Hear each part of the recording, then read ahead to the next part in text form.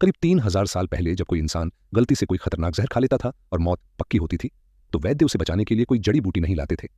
वैद्य सीधा आग के पास जाते थे और वहां से जली हुई काली लकड़ी यानी कोयला उठाते थे।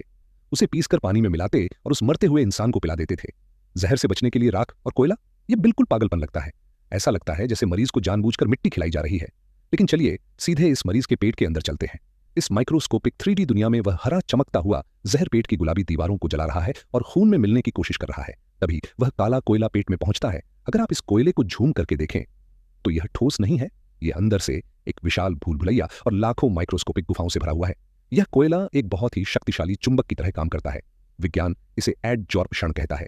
यह कोयला उस हरे जहर को अपनी काली गुफाओं के अंदर जोर से खींच लेता है। जहर के वो मॉलिक्यूल्स उन गुफाओं में हमेशा के लिए लॉक हो जाते हैं। जहर अब खून में नहीं फैल सकता, वह उस काली लकड़ी के अंदर पूरी तरह से कैद हो चुका है। कैमरा वापस बाहर आता है, मरीज की तड़प शांत हो जाती है, वो गहरा सांस लेता है और उसकी जान बच जाती है। वह कोयला उस जहर को अपने साथ लेकर शरीर से सुरक्षित बाहर निकल जाएगा। उस प्राचीन वैद्य को मॉलिक्यूल्स या केमिस्ट्री के बारे में कुछ नहीं पता था। लेकिन आज के मॉडर्न अस्पतालों में भी जब कोई जहर या ड्रग ओवरडोज का केस आता है तो डॉक्टर सबसे पहले उसे एक्टिवेटेड चारकोल ही पिलाते हैं, जो उसी कोयले का मॉडर्न रूप है। कुदरत की जली हुई राख में भी जीवन बचाने का रहस्य छिपा है। ऐसे ही और रहस्यों के लिए विज्ञान स्टोरीज को सब्सक्राइब करें।